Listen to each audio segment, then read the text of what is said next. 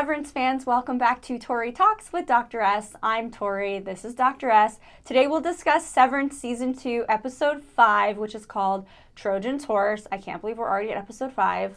It's flying by. No, slow down. I need know. more. See, that's how I don't feel want too. it to end. They're going to make us wait 3 more years. No, they're not. Okay, so Trojan's Horse. What do you think that has to do with this episode? Why did they title it that? Saw that. I kept looking for it. I don't get it. I know. I know Rickon says it at some point in the episode, but I got nothing. I don't. I know the idea of a Trojan horse. Yes. But it's Trojan's horse. Yes. So maybe as we discuss, it'll emerge. Yes, hopefully. Okay. Yes. So the opening was ominous, creepy, scary. Yeah. We have the ladies from O&D. There's a man pushing a cart toward them. His face is blocked. Yes, right. Like strategically the whole way. Yes. Mm-hmm. We see just up here. Right, and he's whistling wreck of the Edmund Fitzgerald, which I looked up is just like literally a wreck of a ship. Okay. A long time ago. Don't know what it has to do with anything. Maybe if somebody knows, you can let us know. Mm-hmm. And then he goes there and they take out dental tools. So he's probably a dentist. And then he takes it and walks to the exports hall. Yeah. So the only correlation between I'm just saying he's a dentist because of the tools. But in season 1, they had the wall of smiles. Mm-hmm. So what are they doing? And what about also since there's the whole Gemma's death thing, and you know how teeth are used to identify bodies? Yeah. Maybe he extracts teeth to help with that whole thing. Lord. I don't know. And the morgue people, do they know what the morgue? Okay. Oh yeah, because anyway. that was a morgue. But then they brought out tools. I don't know. It didn't look like a morgue. It did. I Big know. old big. Yeah, that's what I thought. Interesting. Yeah. Mm-hmm. But that was just the tools. Mm-hmm. That's very confusing. Yeah, so weird. Per usual. Okay, let's talk about Audi Mark. Mm-hmm. So Mark is taking his pills, vitamins, supplements. He's drinking a cloudy What substance. the heck is that? Okay, you drank something when you were pregnant. Yes, it looked like that. Nursing. This was essence of chicken is what but it was pure liquid. His had stuff floating inside it. I know. It was murky. It did make me think of that though. But that was awesome because you were trying to give nutrients. So yeah, in that little bottle was the essence of a whole chicken. Yeah. But his had floaty things in it. Mine was the just chicken. Pure liquid. I don't know if I could drink that. What's she giving him to eat that is supposed to help with the reintegration process? Yeah, exactly. Oh, I was noticing in the opening, that really great animation, they do show a bottle like that tips over. So it's been there all along, I'm guessing, unless they just added that. I wonder if because the whole thing with the guy, the one who died from the reintegration last year? Petey, yeah. Yes. Maybe because that was kind of a failure because he died. Maybe this is something to prevent him from dying. Yeah. Maybe the body has to be primed by whatever she's making him eat. I mean, he's doing it. That's all he's eating. It looks like that's all that was in the fridge. I think. He's on the phone with Devin, by the way, and he tells Devin, he's like, oh, because she's like, how did your little activity go? And he said, oh, well, apparently I fell off of a rope because he got a little wet. Yeah, he doesn't know what happened. Right. Mm-hmm. We find out Ragabi is staying in his basement. Yes. I mean, that's a little weird. I get it. Too, yeah. I get that, that's where, this whole process is taking place. And maybe it's to hide out and not be coming and going. Yeah, that's what I was thinking too. Because if she's spotted, then they will he'll get in trouble. She'll get in trouble. But I don't know why. But for a split second, I was like, that's weird. Yeah. But I guess it's not technically, is it? No. Yeah. Okay, Helena, not Helly, Helena. Mm-hmm. So she meets with Drummond and Natalie, and they decided, not her, they decided they're not going to tell her father about the incident. She's like, well, let him know I'm alive. I'm okay. Yeah. So I feel like there's a little bit of cracks forming there. Yeah, because they will all get in trouble. Yeah. Because she almost died, and this plan is not going, as they want. Yes. So, yeah. Mm-hmm. And Drummond says something about how the medical team says that her tempers will eventually rebalance. Remember, it's all about the tempers. Yeah. So I'm sure she's like, yeah, thanks. Yeah. I got it. Just, anyway, basically she's saying, I'm not going back in there. Yeah. She says, the innie was trying to kill me. Yeah. The guy tried to kill me. I'm not doing it. Yeah. And then Natalie said, yes, but Mark is now at 81% completion of, I'm guessing, Cold Harbor. Yeah. But what does that mean? Are they doing something to him? Or does he has to finish, right? He's doing something and he's at 81% completion. For them? For himself? But he doesn't know. I know. He's doing something. I don't know. What's with the numbers? I don't know. I know, with It's the so numbers. crazy. I know. And she's like, she literally flat out calls them animals. And so then Drummond kind of seals it with like, well, father encouraged it. She keeps calling him father. So then I was like, Yeah. is he your father too? Yeah, I was wondering, are they siblings? Or is that just like what you call Do they- the church elders? Right. I don't know. Right. Okay. Now we'll talk about Helly. Because ultimately, as far as we know, Helly it is Helly now. I think so. Okay? I think so. So That's she- the idea. Yeah. That's Yeah. yeah. So she shows up. She does her little, she's severed because we see the little process happen. And then Miss Huang is out there. And she's like, who the hell are you? So then you kind of feel like, okay, this is Helly. And Helly right? hasn't been, she's like since back in last season. That's the last time she's been conscious. Well, she wakes up freezing, Yeah. wet, and Yeah. then, And then that's it. yeah. Poor thing. Oh my gosh. So they want answers, right? The team. So they go over. Mr. Milchek tells them about the Glasgow block. Mm-hmm. And then says that Irving is gone on an elongated cruise voyage. What a way to say that. Yeah. But like literally, is he on just like, did they send him on a cruise? Well, obviously not. Yeah, they lie. They lie. I mean, They lie about everything. is Now the nothing is, point? there's no truth. yeah, You can't believe anything they say. you can't buy anything. So he tells them a really, not random, but a weird story about a Glockschuben. And basically, it's like undercover boss. Okay, so like I guess the king of Sweden would put on a coat and like just act like a commoner to see their grievances, his subjects' grievances. So he's like, think of it like that. Like that's what Helena was doing. Okay. I don't think that's gonna help. Like they're this. idiots. Yeah. Yeah. I mean, like he treats them like they're children. He sure does. Which I guess because of the nature of the innie, like when he said this is the tallest waterfall in the world. kind of how it's like, naive they are. You can play Yeah. on that a little bit. but they're not that dumb because they read Rickon's book. Thank God for Rickon's book. So he escorts them to their new office space, and there's only 3 desks now, which I think is just, they Yeah. just twisted the knife, right? They're already like reeling. They're from, not even going to replace Irv. That's it. Yeah. He just- And he's out of the group photo. yeah. And Mark's acting kind of bitter and kind of like, whatever, guys, let's just get back to work, you know? And he's really paranoid of Helly, and she kind of like goes to talk to him. Because he had sex with Helena. So it's a little It's really awkward. complicated. Yeah. Yeah. During this time, he's coughing a lot too. But yeah, yeah, what's that about? Yeah, the reintegration sickness is what Yes. I'm thinking. Mhm. But basically, Helly's like, can you stop acting that way? Like, it's me. But it's true. How do you prove it? I mean, he's going to be Yeah. extra paranoid now, Yeah, right? Yeah. Yeah. Anyway, Dylan thinks that there should be a funeral held for Irv because in his mind, his innie mind, he's dead. Yeah. You know, to him. Yeah. So when they're, Mr. Milchek tells Miss Wong to like get the, what does he call it? I don't know. Bereavement process Yeah. program Like they thing. have a package of, as Yeah. always. He's like, prepare it, right? Yeah. And then you see mugs of them, and all their mugs, they look really old, like as if they were supposed to be there Oh. until retirement. Oh. Or the graphics are just not great. Yeah. They looked old to me.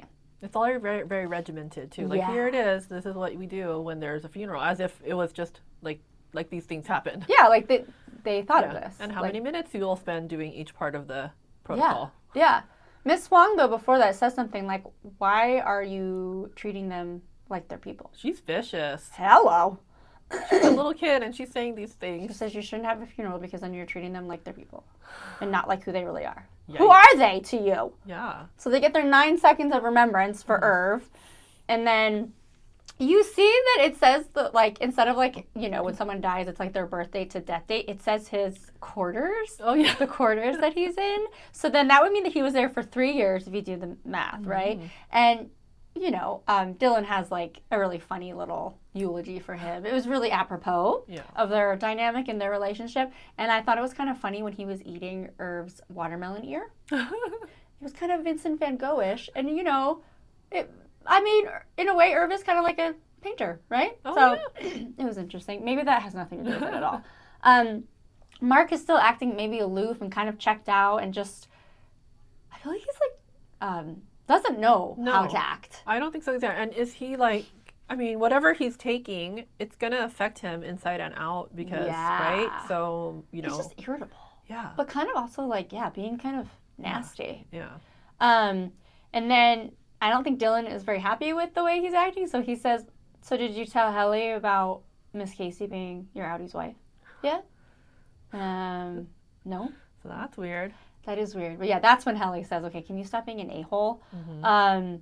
Anyway, and then Dylan sees a poster, a framed poster, says hang in there. And on the back, there are directions taped to it. How did he know to look back there? Because Irv said hang in there. That was his last. Remember when I was like, what does he mean by hang in there? Remember he said that? Totally and then I was like, why would he say of all things, hang in there? And then somebody commented, I remember there being a poster that says hang in there. Wow. And the person, whoever you are, you even said, I bet something's on the back of it. Nice. Oh my God, I totally missed that. Thank you. I know. So good. So there's the directions. But he kind of looks at them and he puts them right back. Obviously, they can see everything. Yeah, you can't. Yeah. Oh my gosh. So that's going to be really fun to like kind of follow that breadcrumb and treasure hunt in a way to the exports hall, right? Yes. Okay, so Mr. Milchick, it's time for his performance review. We all love a good performance review. This is the weirdest I've ever seen. So first, before he's about to go in, he asked Natalie like how she felt about receiving the paintings that were similar to what he got. And he said that, like, you know, because of the complicated feelings that it evokes. And she gives him nothing. I don't know if the board's in her ear. I don't know if she is the board. Yeah. I don't know. Or if they used her as like a viewing device. I don't know. But she definitely is like, well, anyway, carry on, right? She really She's so weird. I don't know, because I can't tell if she has power or not, or she's just a vehicle for like a medium, like a mouth. I know. It's so weird. Well, when she was giving him the paintings, you saw something in her eyes. Like something was a little, like she was like trying to tell him to like just go with it. Yeah, go with it. Yeah. So, Mr. Drummond is there again. Is that Mr. Drummond or was that a different actor? Oh. Whoever is leading it, he says that your attendance and your urinalysis is great. So I don't know if that's like a drug testing thing. I don't know. But anyway, he's like, you do have 3 contentions. 1, you use too many big words. And we're going to say that's Miss Huang. Yes. Right? Who complained. That's hilarious. Second one is your paper clip was installed front to back, which caused confusion of where you start with the document. So funny. I don't know why this is just so silly. And then the other one is about the new, he got a new refinement team, and then like the kindness reforms because they've been really ineffective. That one I think seems to make sense. And then like it led to one person being fired and then another, identity breach with Helena, right? So he's in a little bit of hot water. What's really funny is that it's a total brochure type review too. Like they've printed this out in like really beautiful, like a little booklet. Like, it's like serious. Yeah. Like who does that? I know. And then Natalie, I think it was Natalie, makes a comment that like Mark's completion of Cold Harbor will be remembered as one of the greatest moments in the history of this planet. What the heck? What is Cold Harbor? I don't know. What happens after he completes it? Because he's 81% there. Like it has something to do with human engineering, right? Like something with the brain, like with those tempers, right? They're clearly doing something with like the human because of the whole severing thing. Like, but what the heck? And what does Mark have to do with it? Why the goats? Yeah. Still don't understand. What is happening? I still, Basically, the reviewer, he says, it's time to get back to basics, basically. And then he said, treat them as they really are. What are they? They're puppets? I don't know.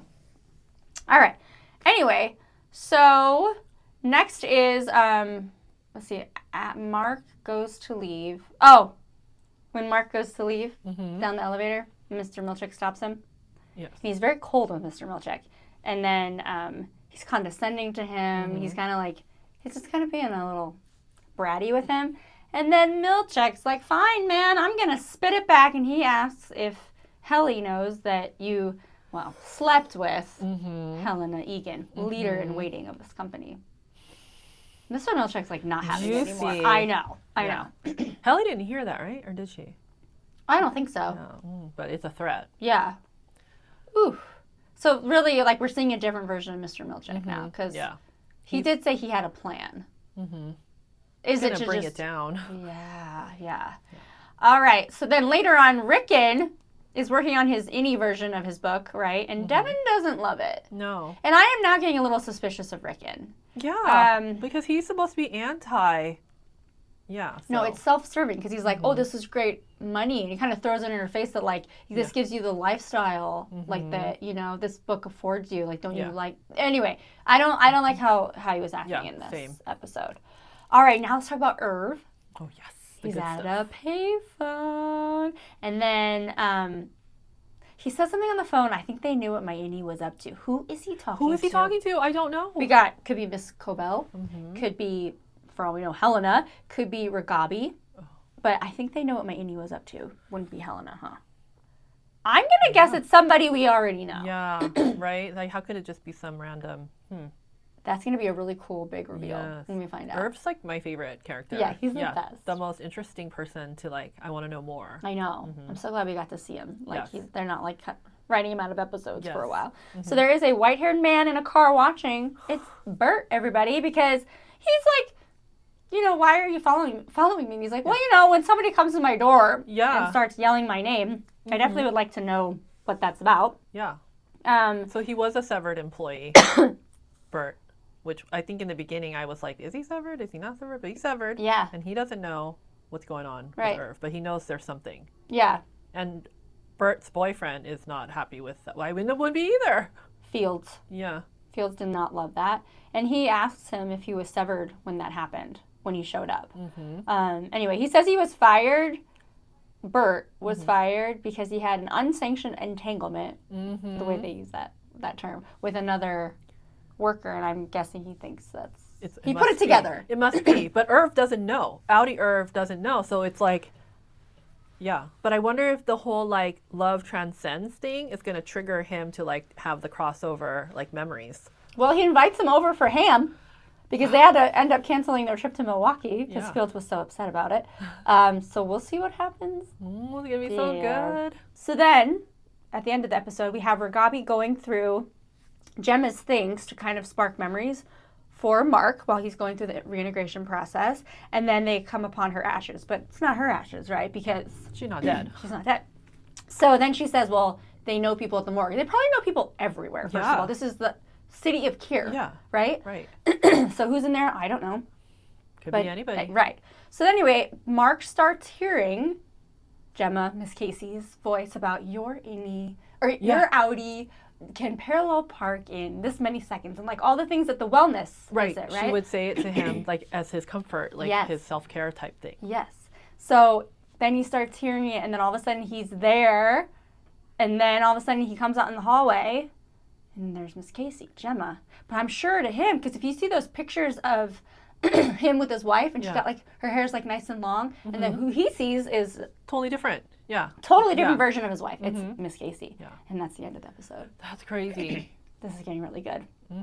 It's getting super juicy. But anyway, I don't know what Trojan's horse I don't has to do either. with anything, I don't so- either. But if anybody has any theories, let Yes, us know. please.